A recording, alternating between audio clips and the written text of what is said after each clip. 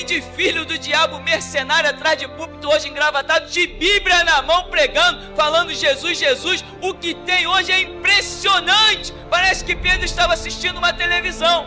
Impressionante, inigualável essa revelação. Amém. Gênesis 22 diz: passados esses acontecimentos, Deus submeteu Abraão a uma prova, convocando: Abraão, adoraremos e voltaremos a vós. Então Abraão tomou a lenha do holocausto e o colocou sobre os ombros do seu filho Isaque, e ele mesmo levou as brasas para preparar o fogo e o cutelo. E enquanto caminhavam os dois juntos, Isaque chamou por seu pai: Abraão, meu pai. Ao que replicou prontamente Abraão: sim, meu filho. Então Isaque indagou: eis o fogo e a lenha, mas onde está o cordeiro para o holocausto? Assegurou-lhe Abraão: Deus proverá para si, meu filho, o cordeiro para o holocausto. E continuaram a caminhar ambos juntos. Finalmente, quando chegaram ao lugar que Deus lhe apontara, Abraão construiu o altar, dispôs a lenha, depois amarrou o filho e colocou sobre o altar em cima da lenha. Abraão estendeu a mão e apanhou a faca para imolar seu filho. Entretanto, o anjo do Senhor o chamou do céu: Abraão, Abraão. Ao que prontamente lhe respondeu Abraão: eis-me aqui. Não estendas a tua mão contra o rapaz, ordenou o anjo. Não lhe faças nada. Agora bem sei que temes a Deus, porquanto não me negaste teu amado filho, teu único filho. Amém, irmão? Podeis sentar?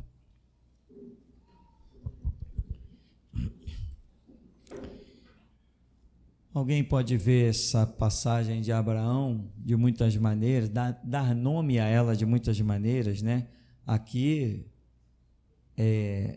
diz Abraão, Deus provou Abraão. Outras pessoas chamam isso de a renúncia de Abraão.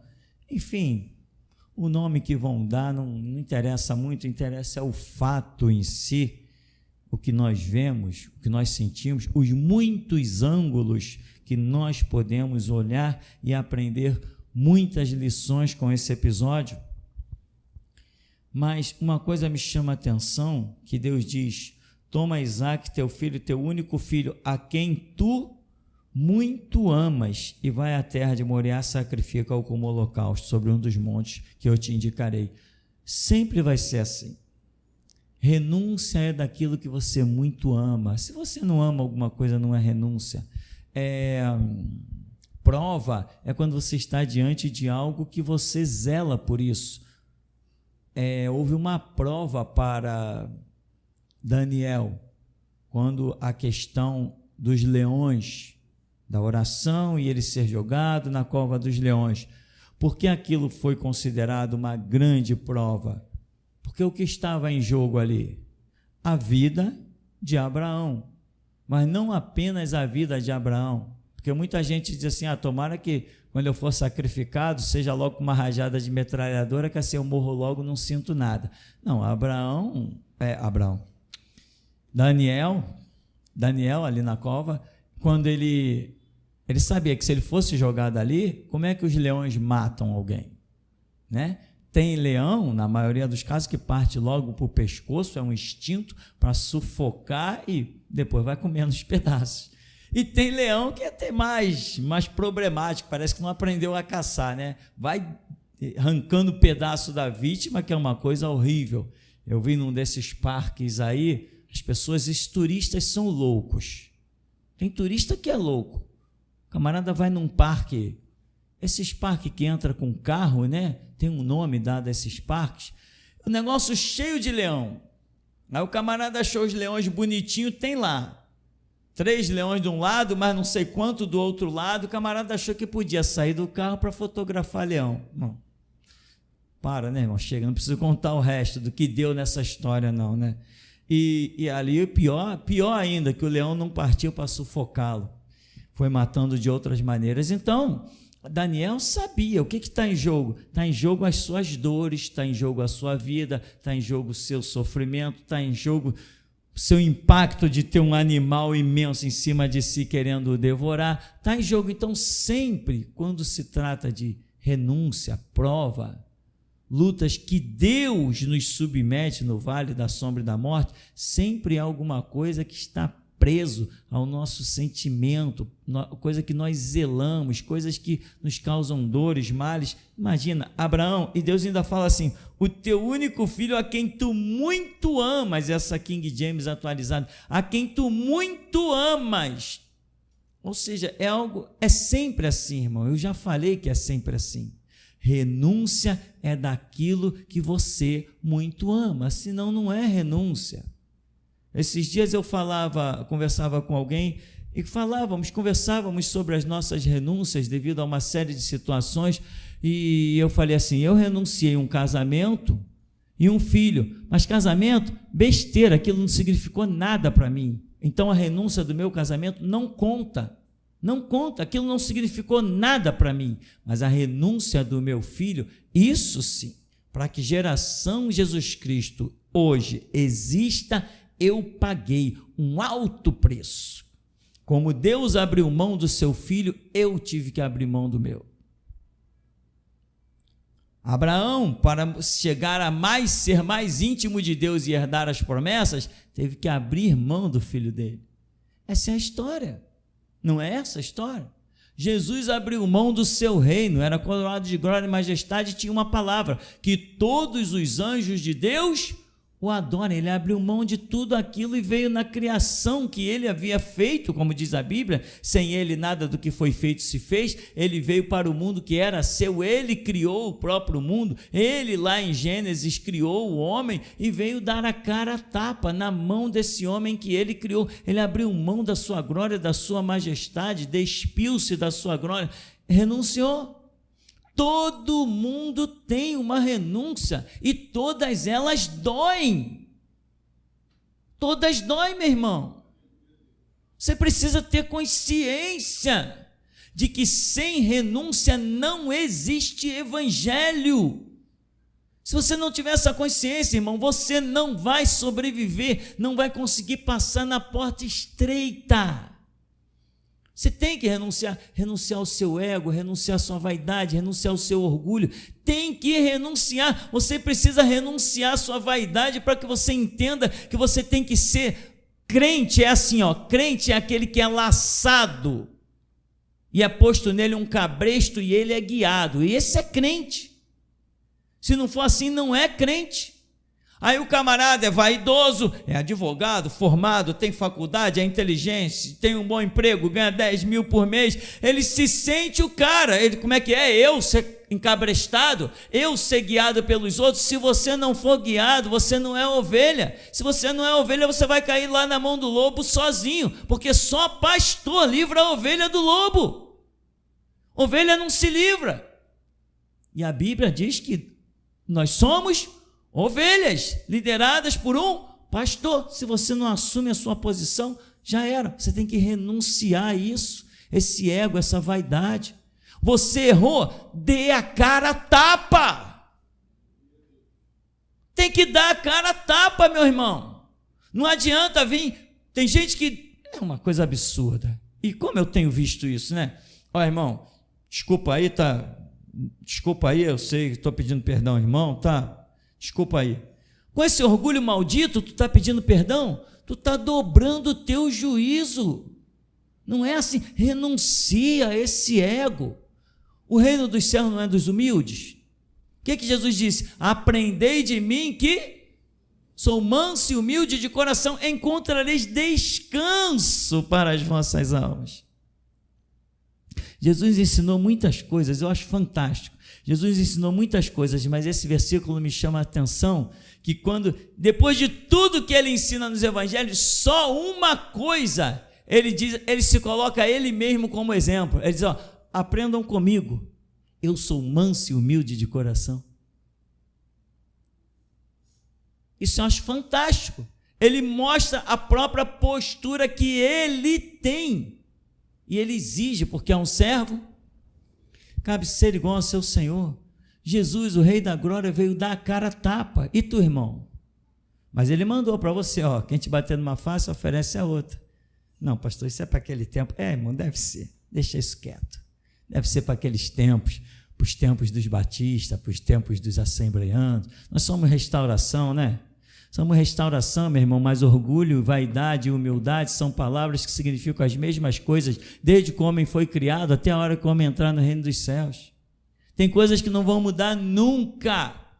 São conceitos e princípios que Deus enraizou dentro de nós e eles nunca sairão daqui de dentro. Nada vai arrancá-los. Então, tem pessoas que não entendem. Você não pode chegar para uma pessoa e pedir perdão do seu próprio jeito. Você tem que pedir perdão do jeito de Deus. Irmão, eu errei. Está aqui, ó. Pode bater. Aquele que se humilha debaixo da potente mão de Deus, a seu tempo será exaltado. Então, irmão, deixa bater. Se você é o errado, assuma. Isso é uma renúncia. Agora, muita gente não entende que sem renúncia você não vai a lugar nenhum. Eu conheci um camarada que estava no seminário, na época que eu fiz seminário, teologia, né? Essa coisa de teologia. O camarada estava no último ano. Ele recebeu uma proposta salarial, parece que ele ia trabalhar na Rede Globo. Ele simplesmente faltava poucos meses, faltavam uns 3 meses para ele terminar o seminário dele. Ele simplesmente abandonou o seminário e foi trabalhar lá na emissora, parece que era Rede Globo, se não me falha a memória. Ficou todo mundo assustado. Cara, falta 2 meses para você terminar o seminário. Não, mas essa proposta salarial é irrecusável. Mas não é assim que o diabo faz? Olha os reinos do mundo e a glória deles. O diabo não tem sempre uma proposta irrecusável? Ele te dá o mundo inteiro, porque a tua alma vale mais que o mundo inteiro. Só que tem pessoas que não descobriram o valor da sua alma. Ao ponto do Filho de Deus morrer por ti, você vale muito, irmão. Mas você não vale muito orgulhoso. Poxa, eu valho muito, então eu sou um cara que eu valho muito. Não, você vale muito humilde, simples. É aí que você vale muito. Porque Deus dá graça aos humildes, mas resiste aos...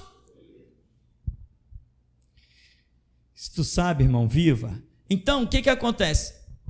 As pessoas não conseguem compreender que tudo na vida gira em torno de renúncia, irmão. Tudo na vida gira em torno de renúncia. Teve uma cena aqui nesse ministério que Deus mostrou, deu uma visão a um irmão que falou aqui comigo depois do culto, falou assim: pastor, eu tive uma visão de um vaso, esse vaso representava uma pessoa. Falou a pessoa. E essa pessoa... O anjo vinha, batia no vaso que representava essa pessoa, o anjo quicava esse vaso no chão, o anjo batia nesse vaso de tudo que era jeito, mas esse vaso de barro não quebrava de jeito nenhum. Ou seja, tem pessoas que não aceitam ser quebradas. Irmão, eu já falei, se tem um cara que foi humilhado dentro de igreja, esse cara sou eu. E como você vê no dia de hoje, o que tentaram me humilhar, me destruiu ou me elevou? Hoje eu sou o principal homem de Jesus Cristo sobre o globo terrestre. Eu sou esse cara mesmo. Tu pode me apontar qualquer pessoa que tenha ministério. Se ainda tiver ministério, eu vou dizer... O meu é maior do que o dele. Alguns, na verdade, são tão lixo que eu até cuspo neles. Benny Hinn, você já ouviu falar em Benny Hinn? Tá, é um cara famoso, diz que faz milagres. Eu cuspo no ministério dele. Dizem que tem um tal de Silas Malafaia por aí, que para mim é um Silas salafrário. Eu estou cuspindo na cara desse cidadão e do ministério dele, da igreja dele, de tudo que ele faz. Para mim é lixo. A posição que eu me encontro é muito... Eu não posso comparar a minha posição a deles. Por quê? Porque eles não têm posição nenhuma. Eles têm aparência, mas Deus eles não têm. Se eles tivessem Deus, eu já teria que estar morto. Porque a Bíblia diz: não falarás mal do ungido do Senhor, pois o Senhor não terá por inocente aquele que falar do seu ungido. Eu estou cuspindo neles, e não só neles, também no Deus deles. Não é nem só neles, é no Deus deles. Então, como você vê, o que tentaram me humilhar, o que tentaram me pisar, e eu não fugi do pé de ninguém, não. Eu não fugi das bolachas de ninguém, não. Eu não fugi da humilhação de ninguém, não. Eu aceitei, fiquei na minha. Muitos me humilharam, mas eu fui exaltado por Deus, e eles tiveram que ficar no banco, e eu exaltado. E tudo que é denominação que eu passei. E eu dizia assim para Deus: como é que o Senhor faz as coisas, né? O cara que me chama de ignorante, o cara que me chama de estúpido, o cara que me chama de vaidoso, o cara que me chama de arrogante, o cara que me chama de tudo isso. Daqui a pouco vai ter um evento na igreja, o cara que me chamou de tudo isso está sentadinho no banco, e quando é na hora importante da preleção, do estudo, da pregação, o pastor vira e diz assim: agora o irmão Tupirani está com a palavra. E quando eu chego na frente, eu vejo a cara de tacho. Ninguém pode te humilhar, mas se estão te humilhando, é porque Deus está no negócio. Não vai lutar contra Deus, não adianta lutar contra Deus. Quando é Deus que está te humilhando, meu irmão, Ele a seu tempo vai te exaltar, se você aceitar a humilhação. Quando são os homens que estão te humilhando, o que vai acontecer? Daqui a pouco você vai estar no alto e eles vão estar embaixo. Serão obrigados a te ouvir e nunca mais se equipararão a você. Todos que tentaram me humilhar falaram tanta besteira no tempo da Igreja Batista para mim, e no entanto, depois do pastor, o cara que mais pregava, dirigia os trabalhos, os evangelismos na rua, pregava nas praças, pregava no trem, pregava, esse cara era eu. Todo mundo lá, vovô da igreja com 15, 20 anos de igreja, mas o diretor do evangelismo era o Tupirani, era o irmão Tupi. E todos os grandões engravatados tinham que obedecer às minhas ordens. Irmão, eu estava pensando numa estratégia assim, eu dizia: não vai ser assim, não, vai ser assim, vai ser assim. Dá para entender, irmão? Que quando Deus está no negócio, deixa o teto desabar. Tu vai escapar. Como a ave que escapa do laço, assim livra o Senhor a nossa alma. Simples assim, irmão. Abraão está pagando o preço dele, irmão. Abraão subiu rindo daquele monte. E já sabia, né? Quando ia sacrificar um animal, o que fazia? Pegava a lenha, colocava em cima do animal. Eu não vou carregar a lenha para o animal. Colocava a lenha em cima do animal. Carrega aí, vamos embora, até o teu sacrifício lá em cima. Não foi o que fizeram com Jesus? Pegaram a lenha, o madeiro dele, a cruz, jogaram no ombro dele, carrega aí, até o teu sacrifício lá em cima. Não foi assim que fizeram com Jesus? Da mesma coisa, Abraão pegou a lenha, jogou nos ombros de Isaac, carrega aí, até o teu sacrifício lá em cima. Aí Isaac, que não era criança, diz Flávio José, parece que ele tinha 23 anos, era isso? 23 anos? Alguém lembra? Já era bem grandinho, no mínimo 23 anos, daí para frente, se não me falha a memória. Ele já sabia, já tinha visto Abraão fazer muitos sacrifícios, e quando Abraão joga a lenha nas costas dele, que começa a andar, ele: epa, pai, estou vendo fogo. Estou vendo a lenha. Cadê o cordeiro para o holocausto? Quando Abraão saiu de casa, presta atenção, quando Abraão saiu de casa, a Escritura nos dá um entendimento que Abraão já saiu de casa convidando Isaac para um sacrifício, mas Abraão não levou nenhum cordeiro, não levou nenhum holocausto, e Isaac não perguntou nada. Aí nós vamos para o sacrifício, cadê o cordeiro? Mas quando a lenha cai nos ombros dele, ele diz: epa, pai, cadê o cordeiro? Tu tem que ir, meu irmão, como ovelha muda ao matadouro, tu tem que ser levado. Vai carregando a tua lenha, até a hora que tu descobrir que tu é o sacrifício. Continua em frente. Não tem essa não. Não, peraí, eu sacrifício? Não quero essa lenha, não. Ele viu que ele era o sacrifício, era o ritual, era o costume. A lenha ia no lombo do animal, que ia ser sacrificado. Isso é o que dizem os historiadores. Eu não sou historiador, mas todos eles dizem isso. Isso se encaixa muito bem com a própria pessoa do Senhor Jesus, que carregou aquilo no qual ele ia ficar sacrificado lá, ele carregou nos seus ombros. E muita gente não aceita. Pai, cadê o cordeiro para o holocausto? Deus proverá. Irmão, mesmo que você esteja marcado para ser, se Deus quiser mudar, Ele muda. Deus provê. Quando lá em Abraão, eu sei que tu me temes, não faça mal nenhum ao menino.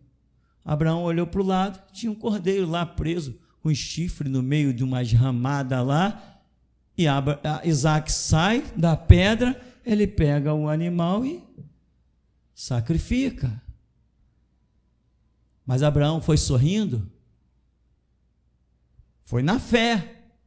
Eu e o menino vamos lá em cima adorar, depois a gente vai voltar. Alguns dizem assim, não, Abraão tinha certeza.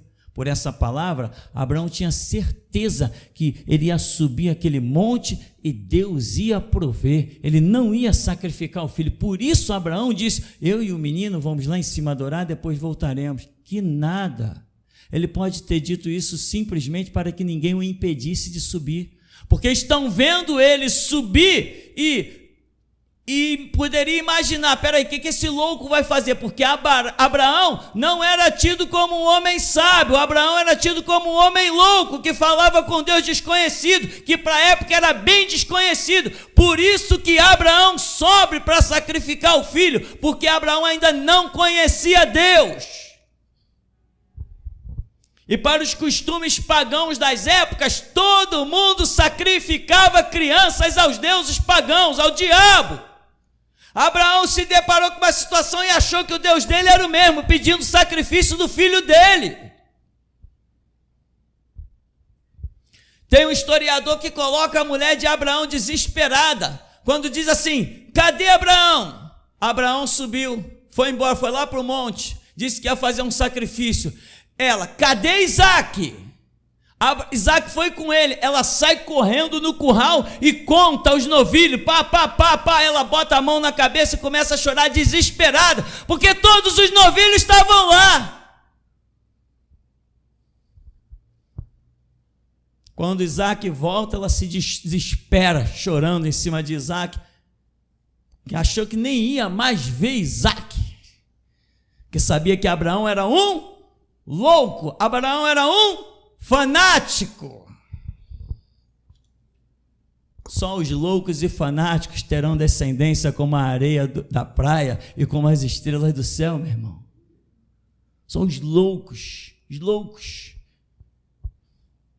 Abraão, quero ver se tu me ama mais do que teu filho. Irmão, as provas e as lutas que Deus nos pede sempre tem um preço alto. Sempre tem um preço de dor. Se prepare para sentir dor por esta obra, porque o símbolo da nossa religião é um homem sacrificado, com todo o seu sangue pingando do alto de uma cruz. Há um servo, você é o próximo a ir para a cruz. Para de ilusão. Não é à toa que Deus nos deu essa frase aqui, não, é ensinando a morrer por Cristo. Irmão, abre teus ouvidos porque eu vou te falar. Somos a única igreja no mundo inteiro. Não caiu essa ficha para você, não? Somos a única igreja no mundo inteiro. Deus só tem nós, por isso é que nós somos indestrutíveis, porque se nós formos aniquilados, ninguém mais ouvirá Deus sobre a terra. Porque aqui tu ouve a verdade, e verdade só pode proceder da boca de loucos e de fanáticos. Não foi esse o título dado a Pedro, Paulo, Tiago e João? Não eram os loucos, os fanáticos? Não eram os revolucionários? O que foi dito a respeito daqueles homens? Esses que transtornaram. O que é um transtorno? Jogou flores? Tocou violino? Tocou saxofone? Transtornar é incomodar, é criar tumulto. Filipe foi numa cidade chamada, parece, Samaria. Foi uma revolução completa, foi uma loucura. Incendiaram livros de bruxaria em praça pública, porque ele revolucionou, ele transtornou. Esses que transtornaram o mundo chegaram também até nós. Escuta, essa frase já era para estar sendo dita maciçamente a nosso respeito, e hoje não está, porque alguns fracassaram. Não souberam, não tiveram força para abrir mão um pouquinho do seu desejo. As pessoas pensam que evangelho é brincadeira, meu irmão. Tem um período, estávamos conversando, eu, não sei quem, alguns irmãos, lá na obrinha que a gente está fazendo ali, estávamos conversando e começaram a citar personagens de televisão, personagens que foram muito famosos. Eu falei, tem um período da minha vida que é branco, é uma lacuna. Foi o período quando eu me converti e eu não ouvia mais rádio, eu não assistia mais TV, eu não queria mais saber de pipa, eu não queria mais saber de futebol. Houve um período da minha vida que ele ficou totalmente em branco, porque ele foi preenchido somente por conhecimento bíblico. Deixa eu perguntar aqui, irmão. Você que está na igreja há mais de 3 anos, já ouviu todos os seminários? Não ouviu, não? Deixa eu dizer com clareza, não ouses pensar que você faz parte disso, você é um inútil. Com 3 anos no ministério, você já teria a obrigação de ouvir todos os seminários. Se não está ouvindo, está fazendo descaso. Pastor, não tenho tempo. Renuncia a outras coisas. Sacrifica outras coisas. Tem gente que quer com a mesma mão pegar 2 coisas. Não dá. Você tem que abrir mão de uma coisa para poder pegar outra. Você tem que abrir mão da sua vida para poder pegar a vida que Jesus Cristo tem para te dar. Enquanto você tiver vida, você não consegue pegar a que Ele te dá. Em ti não cabem 2 vidas, só cabe uma. Abre mão da sua para que Ele te dê da dele. Considere-se, como a Bíblia diz, morto no seu delito e pecado, e Ele nos vivificou. Renúncia, meu irmão. Não adianta, tem que renunciar, tem que abrir mão de alguma coisa. Ninguém consegue servir a Jesus Cristo sem ter deixado uma história lá para trás. Não consegue. Estou dizendo que não consegue? Eu conheço o Evangelho, tanto que sou hoje o representante máximo do Evangelho na terra, se chama Tupirani da Hora Loures. Eu sou o representante máximo do Evangelho, máximo, e sou o único. Ao nível de organização, sou o único. Eu estou te dizendo, não existe Evangelho sem renúncia. Ninguém segue Jesus sem renúncia, ninguém segue. E a palavra, irmão, ela começa dia a dia fazendo aquilo que Deus planejou. Você já viu as cadeiras que foram retiradas? Você percebeu que elas todas andaram para frente? Eu fiz isso de propósito, para que você perceba, quando Deus falou que ia fazer uma seleção nesse lugar, eu não pedi para ninguém sair, eu não mandei ninguém embora. Mas foram ou não foram? Eu acho até que eu vou fazer a seleção de alguns nomes, para botar lá no grupo, para você ver quanta gente foi embora. Porque Deus disse que ia fazer aqui uma seleção, e Ele começou a dar palavras que rachava. Enquanto eu estava aqui pregando, eu vi a espada sair daqui e entrar em alguns.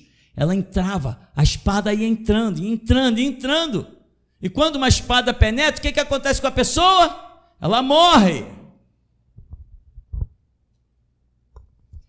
A espada, quando você está no prumo, meu irmão, ela sai e vai e repousa em ti.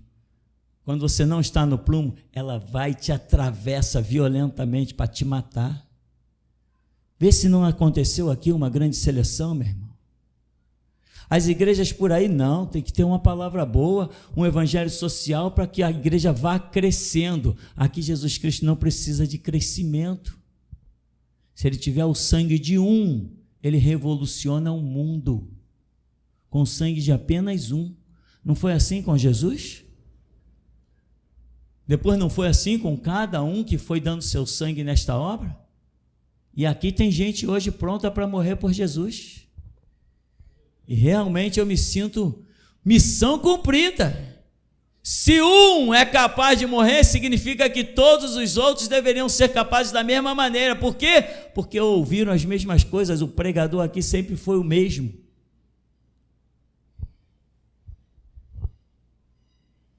Deus falou que faria uma seleção nesse lugar e muita gente não levou a sério. Deus levantou Ezequiel, Amós, Isaías, Jeremias. Deus levantou grandes homens de Deus e trouxe a palavra. Muita gente não credibilizou a profecia deles. E o que aconteceu? Uma seleção. Porque quem não credibiliza a profecia não se posiciona. Jeremias pregou, não creram, veio Babilônia e fez a festa. Mas Daniel creu na profecia de Jeremias, se entregou, foi levado cativo e foi o grande Daniel. Amós se levantou e o rei disse que não, vai profetizar lá para as tuas bandas lá, vai para outro lugar, aqui não vem profetizar aqui não. Aí Amós lançou uma profecia que é uma maldição. E aconteceu, lá se ferrou o rei, morreu, e a mulher dele, e a família, e todo mundo foi para o inferno. A profecia fez a seleção. A palavra pregada, meu irmão, muita gente não está vendo se ela está fazendo efeito na tua vida ou não, mas certamente ela está. Então, se prepara, o que você ouve, não deixa, é a hora da palavra, tá, agora acabou a hora da palavra. Não, a hora da palavra, a hora do louvor, a hora da oração, todas as horas, todos os momentos aqui, tudo que está fluindo aqui dentro desse ministério é algo que Deus está pegando e levando para a vida de alguém e fazendo uma seleção, exigindo renúncia ou exigindo posicionamento, sabe lá quais são. Muita coisa nós não sabemos. Na verdade, que nós não temos nem que saber nada, temos que cumprir, é a nossa missão. Sabemos as coisas que Deus nos mostra por misericórdia, não sabemos, tem coisas que nós julgamos até que nem precisamos saber, mas Ele quer mostrar. Se Ele quer mostrar é porque, de repente, vai servir em algum momento. Outra coisa, irmão, para nós encerrarmos, Deus pediu essa, vou chamar de renúncia, a Abraão, do seu próprio filho, mas em que Isaac estava atrapalhando a vida de Abraão? Meus pregadores especulam, não, que Abraão estava dando muita atenção para o menino, e Abraão estava enciumado por causa do menino, e tá, mas a Bíblia diz isso? Não, a Bíblia não diz isso. A Bíblia não diz que Deus usou o fato que Abraão estava sendo atrapalhado por Isaac. Não, em nenhum momento a Bíblia diz que Deus tenha se manifestado e dito, Abraão, esse filho aí está atrapalhando de fazer a minha obra, hein? Vai sacrificar ele lá. Não, não foi esse o argumento de Deus. Abraão estava feliz e Deus queria ver Abraão feliz. Isaac era uma bênção e Deus queria que a bênção estivesse ali. Tinha uma promessa que Abraão seria pai de uma nação. Em que Isaac estava atrapalhando Abraão? Eu digo que em nada, porque eu não detectei em nada. Então, por que Deus vem com essa filosofia de que iria tirar Isaac da vida de Abraão? Eu quero dizer uma coisa para você. Não sei se eu consigo, assim como os profetas às vezes dizem assim, não sei se eu vou conseguir passar a visão e fica catando palavras, assim também acontece comigo muitas vezes, porque embora muita gente não entenda, a pregação, ela é uma grande profecia, mas tem gente que não entende dessa maneira. A simples leitura de um texto bíblico já é uma profecia. Não se iluda, não. A simples leitura de um texto bíblico é uma profecia. Quando você lê um texto bíblico aqui que pede um posicionamento teu e você vê que aquela palavra te espetou, você está fora, ela é uma profecia da sua morte e do inferno que te aguarda. Se você se posiciona, ela é uma morte da glória e do paraíso que te aguarda. Tudo que se processa dentro da igreja, na palavra, tudo é uma profecia, porque nós temos invocado Deus vivo. Abraão,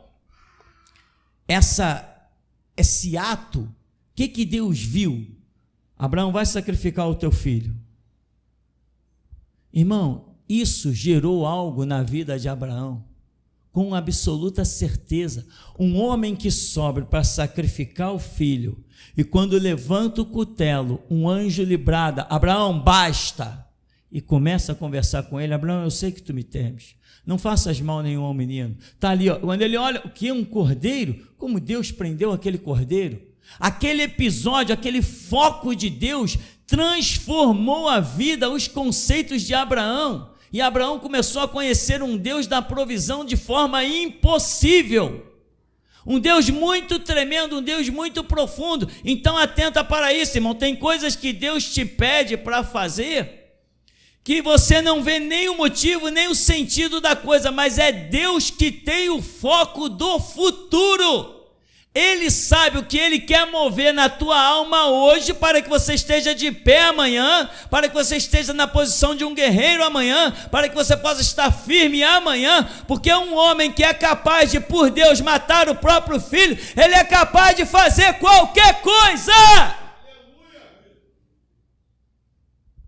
Ali foi formado algo dentro da alma de Abraão, algo inabalável. Você acha que é fácil alguém ser chamado de o pai da fé? O que é o pai? É o que gera, ou seja, antes de Abraão não existia fé, ele trouxe a fé à existência. Deus projetou algo para o futuro, o foco de Deus estava no futuro, do que ele ia fazer com a vida de Abraão, o que ele precisaria. Tem coisas, meu irmão, que Deus te pede hoje, e você olha para a sua vida e diz assim: não, isso aqui só me traz alegria, isso aqui só me traz prazer, eu estou muito bem com isso aqui, por que eu deveria renunciar a isso aqui? Quando Deus pede a renúncia, meu irmão, Ele não está pedindo a renúncia daquilo que te incomoda, Ele não está pedindo a tua renúncia, Ele está pedindo a renúncia dEle, das coisas na tua vida. É difícil explicar, às vezes fica fácil, mas às vezes faltam as palavras. Ou seja, não é, se Deus me pede uma renúncia, não significa que tenha algo me incomodando ou me atrapalhando. Não é isso. Presta atenção que eu achei a palavra. Deus às vezes me pede uma renúncia, não é porque algo está me incomodando, nem me atrapalhando. É porque Ele não quer aquilo na minha vida e ponto final. Ele é Deus.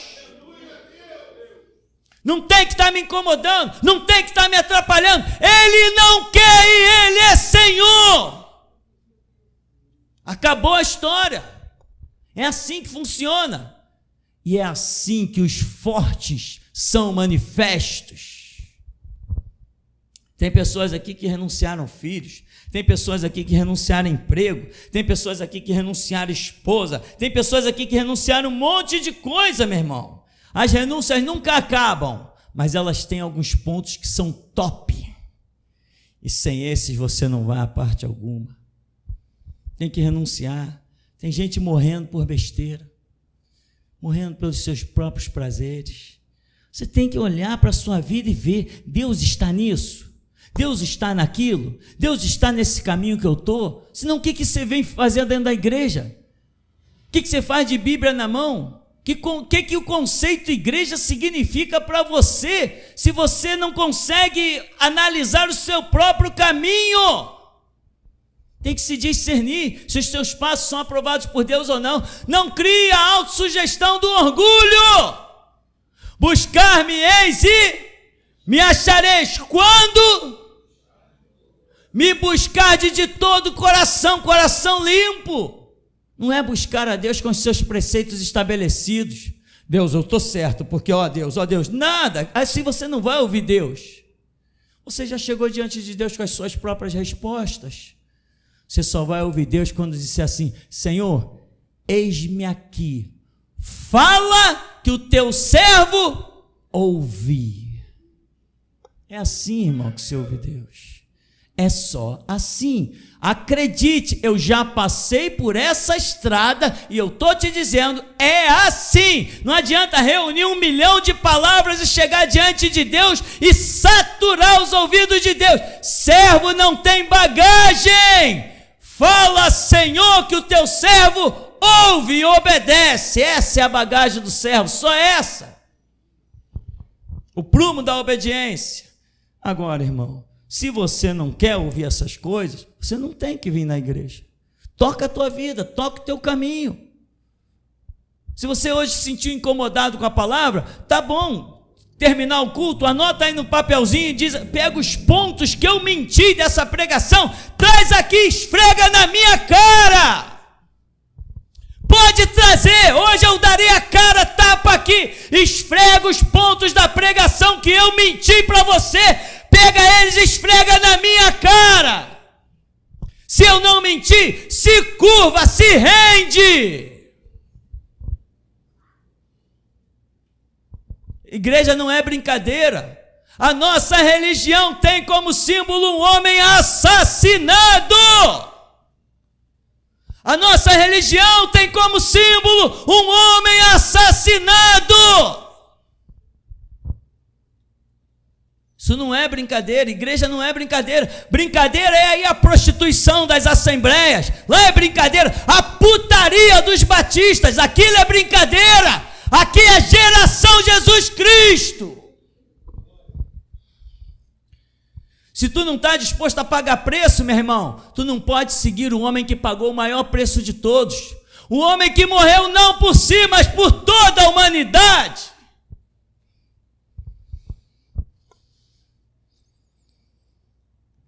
Se você ouviu verdade, meu irmão, se curva, vai para o teu cantinho, Mateus 6,6, e resolve a tua vida com Deus.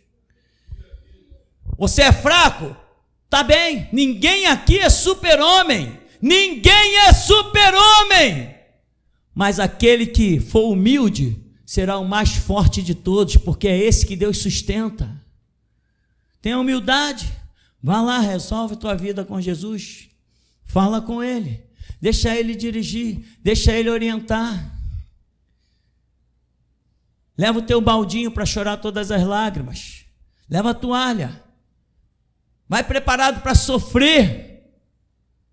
Porque tem gente, não, Jesus já sofreu por mim, eu não tenho mais que sofrer. Não, Jesus sofreu por você e disse que a um servo cabe ser igual ao seu Senhor. Essa é a realidade, meu irmão. E é assim que nós nos chamamos, geração Jesus Cristo. Aleluia. Louvado seja Deus.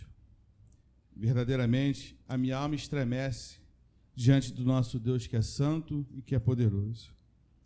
Mestre, a visão que o Espírito Santo me deu nesta noite, com o decorrer do culto, eu vi anjos entrar por aquelas portas. E esses anjos, eles carregavam armaduras e vários objetos que não deu para me identificar. Só que eles colocavam tudo aqui na frente. E agora, no final, esses mesmos anjos se posicionaram aqui na frente e ficaram olhando para as armaduras e os objetos que aqui estavam. Então, essa visão cessou. Amém. Irmão Marcos, André, volta aí.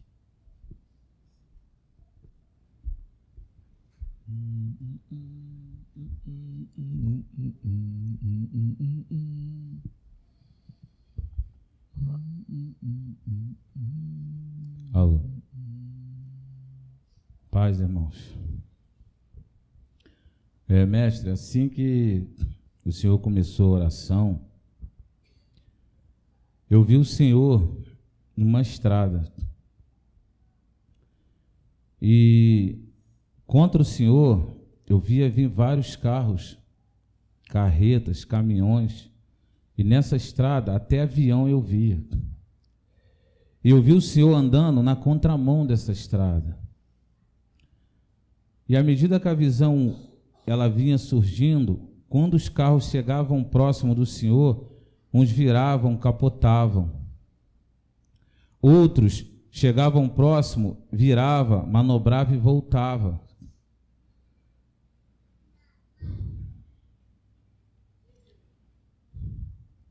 E eram muitos, mestre.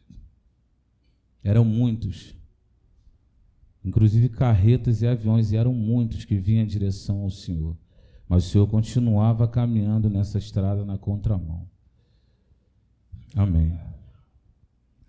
Durante o louvor, minha oferta sou eu. O tempo inteiro que o Senhor louvou, saía do corpo do Senhor sangue como bica. Era como se eu tivesse com o corpo todo furado.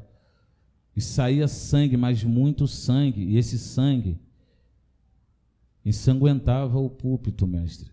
O tempo inteiro que o Senhor louvou aquele louvor, a minha oferta sou eu. Amém. Irmã Paula, eu via uma sala. Nessa sala tinha o que parecia uma cômoda, eu não sei dizer o que é, uma penteadeira. Então eu via aquela penteadeira se levantar e começar a girar. Quando ela girava dentro dessa sala, os objetos que estavam em cima caíam no chão e quebravam. E o que estava em cima eram batons, maquiagem, essas coisas de mulher. Aquilo girava com uma velocidade muito grande, irmão. Girava dentro daquela sala, uma coisa absurda. E tudo que estava em cima caía no chão e se quebrava. E ali essa visão cessava, irmão. Até aqui, mestre. Bem.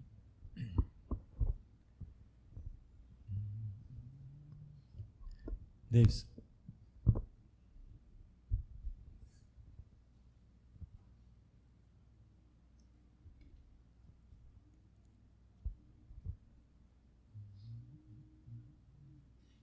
A paz, igreja. Mestre, quando a irmã Eliane veio aqui louvar, no momento que ela disse número 15, se eu não me engano, apareceu uma pomba muito grande, branca, e ela estava cobrindo as cadeiras com o peito para baixo e batia as suas asas de uma forma muito veloz, durante todo o louvor que a irmã Eliane cantava. Amém. Mestre, Deus mandou relembrar a congregação que eu já cansei de ouvir em pregações do Senhor.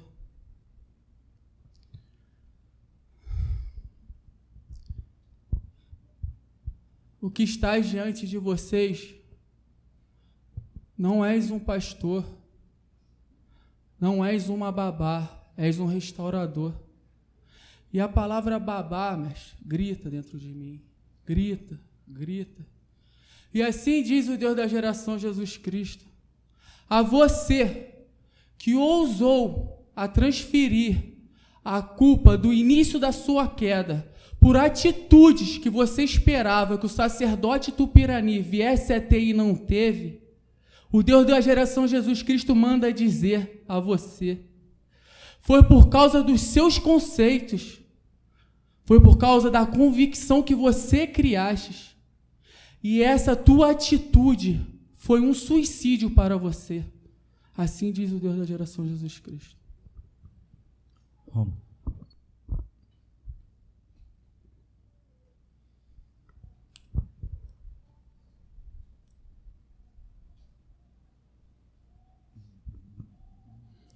Amém.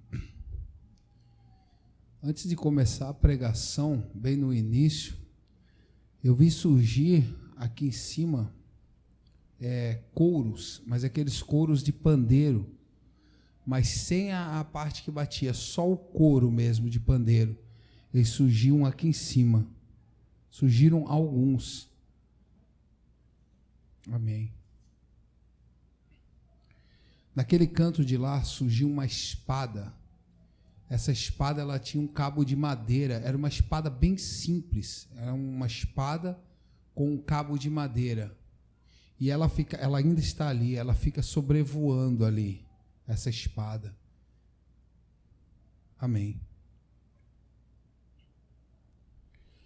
Naquele louvor, a minha oferta sou eu.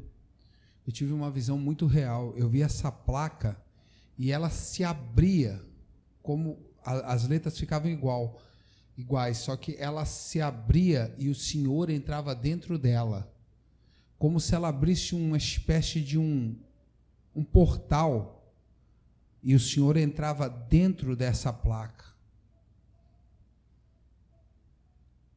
Eu tenho um sentimento que isso tem a ver com martírios.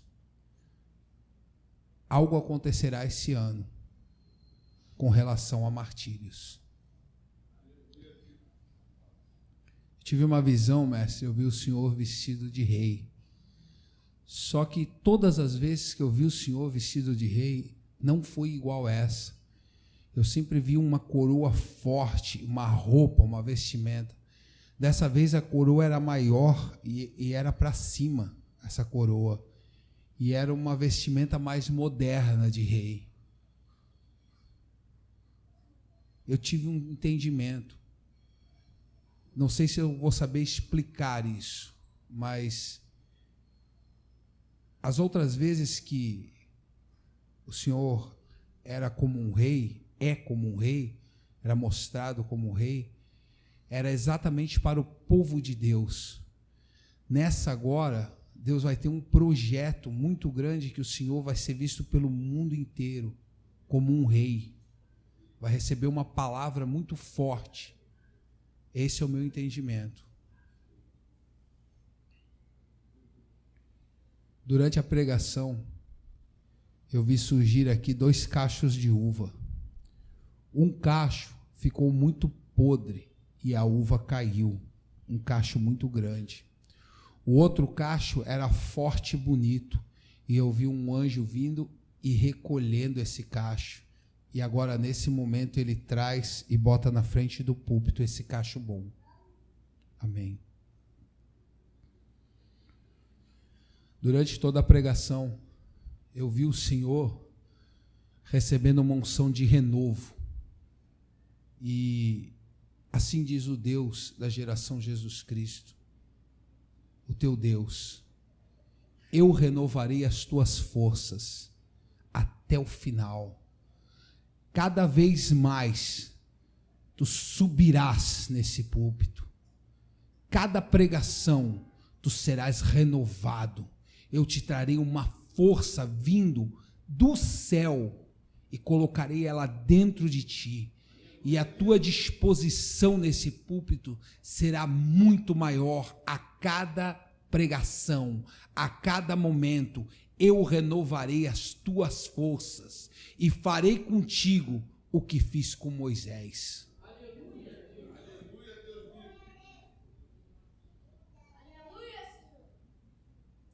O Deus da geração Jesus Cristo. O Deus da geração Jesus Cristo. O Deus da geração Jesus Cristo. Assim diz ele: muitos aqui dentro têm ódio desse nome, pois este nome será gritado muito a partir de agora. O Deus da geração Jesus Cristo. Amém.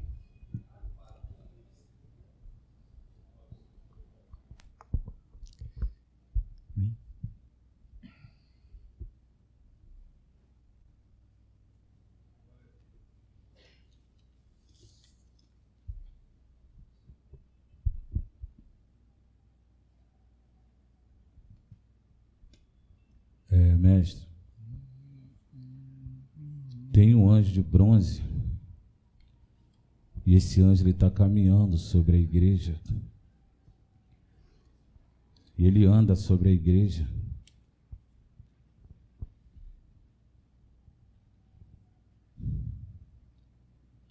Amém.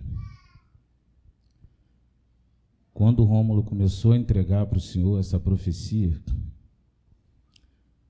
antes dele começar, eu via o Senhor sendo levantado, mestre. Ia sendo levantado, ia subindo. E no final que ele citou Moisés, foi que eu entendi a visão. Amém.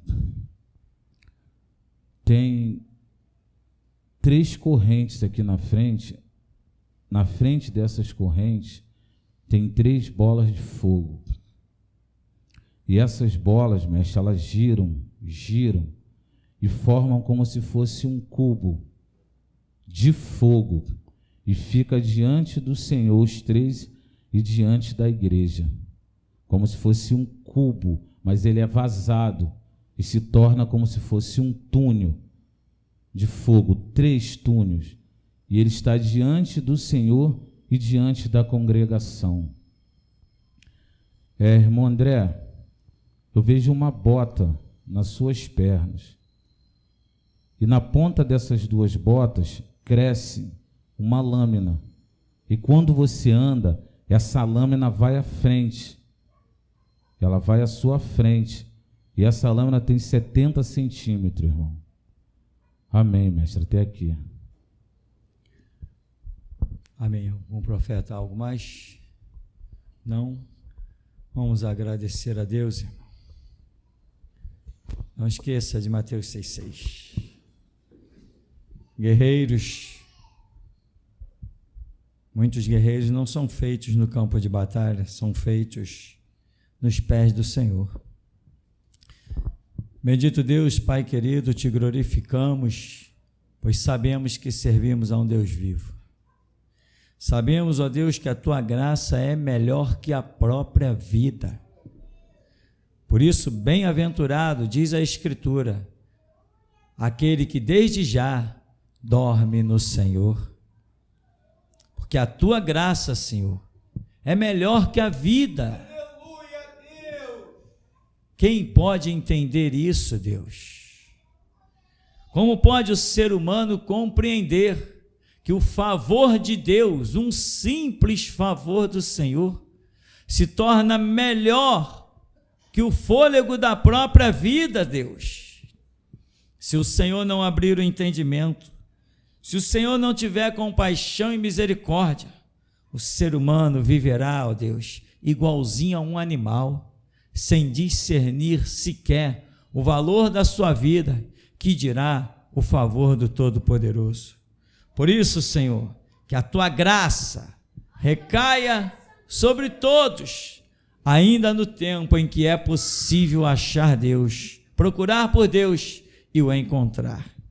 Eis a nossa súplica, Deus, e o nosso anseio em nome de Jesus. Algum profeta? Não? Senhor amado, leva-nos na tua graça, na tua paz, forjando-nos, ó Deus, nos teus projetos, princípios e propósitos. Ensina-nos a sermos servos, Deus, e o servo, tudo que tem em mente é agradar ao seu Senhor. Dá-nos esta graça e esta compreensão, Senhor, para que possamos não mais vivermos nós mesmos, mas que Cristo viva em nós. Assim leva-nos, pois nós somos os teus últimos guerreiros. Jesus! Nós que por ti daremos a vida, te saudamos. Aleluia. Vamos em nome de Jesus.